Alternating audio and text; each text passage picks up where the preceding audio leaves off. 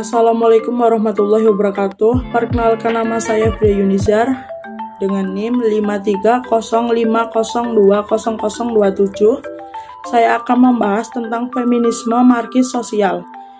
Feminisme adalah serangkaian gerakan sosial, gerakan politik, dan ideologi yang memiliki tujuan yang sama, yaitu untuk mendefinisikan, membangun, dan mencapai kesetaraan gender di lingkup politik, ekonomi, pribadi, dan sosial.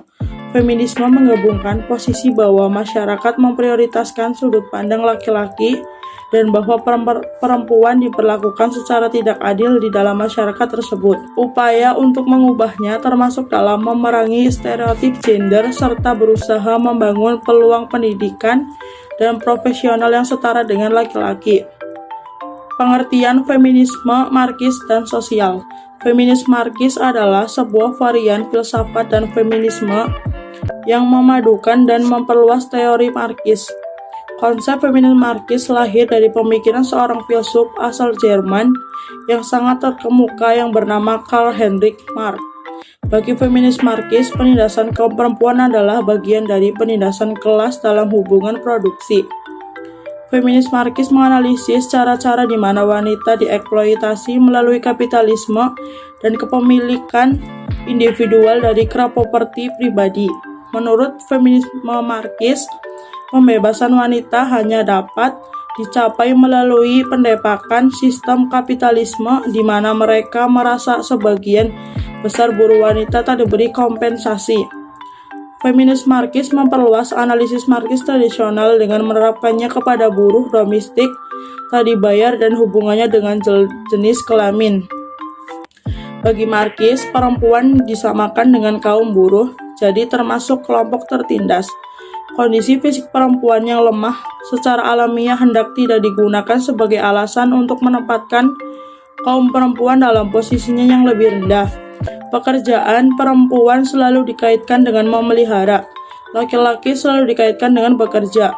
Laki-laki memiliki kekuatan untuk menaklukkan, mengadakan ekspansi, dan bersifat agresif. Perbedaan fisik yang diterima sejak lahir kemudian diperkuat dengan hegemoni, struktur kebudayaan, adat istiadat, tradisi, pendidikan, dan sebagainya. Feminis markis mempercayai bahwa segala ketidakadilan berpangkal pada kapitalisme, dan feminis sosialis meyakini ada monster berkepala dua yang terus-menerus keadilan perempuan dalam masyarakat, yakni kapitalisme dan patriarki. Perkembangan selanjutnya dalam dunia adalah imperialisme dan kehadiran negara-negara baru, sehingga feminisme sosialis dan markis berfokus pada isu produksi dan reproduksi, bahwa terjadi pembagian kerja yang tidak adil secara gender dan perempuan dianggap sebagai ibu yang melakukan reproduksi sosial yang tidak dilihat sebagai kerja. Kritik terhadap marxisme dan sosialisme konvensional oleh feminis sosialis adalah bahwa marxisme dan sosialisme sebagian besar mereduksi kesetaraan perempuan menjadi sesuatu yang insidental dan diciptakan oleh ketidaksetaraan ekonomi atau sistem kelas. Sosialisme dan marxisme terutama tentang pembebasan di ranah publik, terutama ranah ekonomi kehidupan, dan feminis sosialis mengakui dimensi psikologis dan pribadi untuk pembebasan yang tidak selalu hadir dalam marxisme dan sosialisme. Simone de Beauvoir misalnya berpendapat bahwa pembebasan perempuan akan datang terutama melalui kesetaraan ekonomi. Feminis sosialis markis adalah gerakan feminisme yang lahir pada gelombang pertama di mana berargumen bahwa perempuan memiliki kemampuan yang sama dengan laki-laki. Proyek teoritis feminis sosialis dikembangkan di seputar 3 tujuan. Yang pertama, mencapai kritik yang distinktif dan saling berkaitan terhadap penindasan patriarki dan kapitalisme dari sudut pandang pengalaman perempuan. Yang kedua, mengembangkan metode yang eksplisit dan memadai untuk analisis sosial yang berasal dari materialisme historis yang diperluas. Yang ketiga, menggabungkan pemahaman terhadap signifikan ide dengan analisis materialis atas demonstrasi persoalan manusia. Keragaman pemikiran feminisme markis dan sosialis. Feminis Marxis mengidentifikasikan bahwa klasisme merupakan penyebab opresi kepada perempuan. Opresi tersebut merupakan produk dari struktur politik, sosial, dan ekonomi.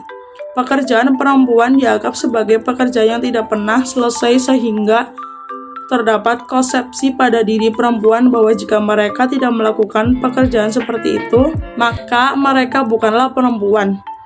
Feminis Marxis menjelaskan pula bahwa untuk mengetahui mengapa perempuan terobsesi oleh laki-laki, harus melakukan analisa pada hubungan di antara status pekerjaan perempuan dan citra diri perempuan.